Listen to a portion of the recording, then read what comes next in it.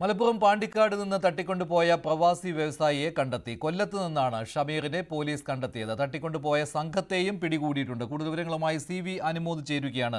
അനുമോദ്, ഈ സംഘത്തെക്കുറിച്ചുള്ള വിവരങ്ങൾ പോലീസ് ഇപ്പോൾ പറയുന്നുണ്ടോ? എന്തിനാണ് തട്ടിക്കൊണ്ടുപോയത്? അങ്ങനെയുള്ള വിവരങ്ങൾ. മഞ്ജുഷ്, കൊല്ലം അഞ്ചൽ കുരുവിക്കോണത്ത് നിന്നാണ് ഇവരെ പിടികൂടിയത്. മലപ്പുറം എന്നുള്ള സംഘവും കൊല്ലം റൂറൽ ഡാൻസ് സംഘവും ചേർന്നാണ് ഇവരെ പിടികൂടിയത്. ഇവരെ ഇപ്പോൾ മലപ്പുറത്തേക്ക് കൊണ്ടുവരുന്ന വഴിയാണ് എന്നാണ് അറിയാനാകുന്നത്. 5 പേരാണ് കസ്റ്റഡിയിലായിട്ടുള്ളതെന്നാണ് പ്രാഥമികമായിട്ട് ലഭിക്കുന്ന സൂചന. ഇവർ ചാവക്കാട്, തൃശൂർ ഭാഗങ്ങളിൽ നിന്നുള്ളവരാണ്. സാമ്പത്തിക തട്ടിപ്പാണ്. അത് സാമ്പത്തികമായിട്ട് ചില പ്രശ്നങ്ങൾ ഇവർക്ക് വിദേശത്ത് ഉണ്ടായിരുന്നു.